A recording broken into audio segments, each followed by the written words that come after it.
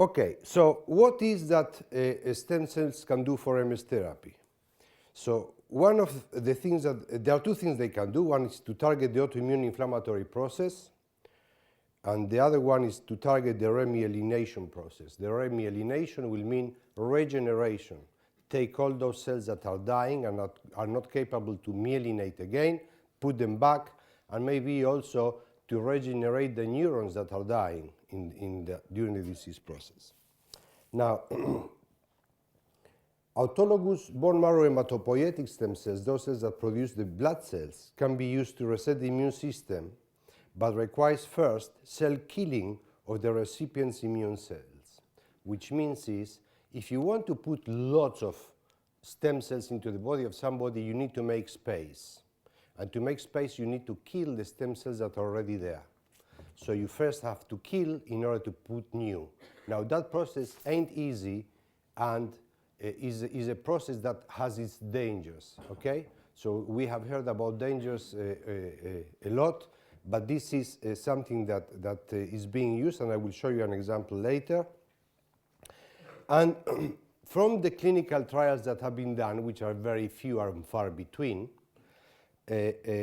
what happens is that in general you stop the frequency of the relapses, but there is not very clear, obvious data to show that there is regeneration of the brain tissue. So if there is some degree of handicap, it's not clear that that is reversed.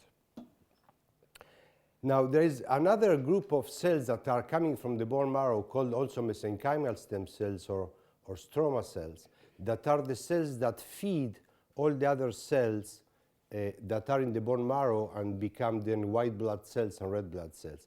And these cells have a very peculiar, a very interesting property, and is that they are very highly immunosuppressive.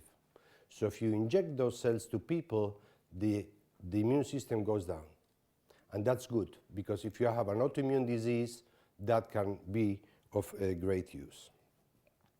Well, I am not aware of clinical trials in MS with mesenchymal stem cells.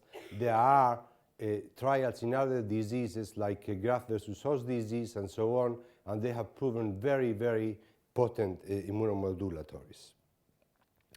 Targeting the remyelination process is a completely different thing.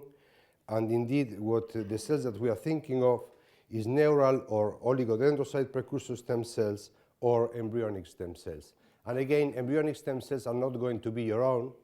So we have the problem that once those cells will differentiate into the cell that you want to use, they may be immunogenic, and your immune system will reject them, okay?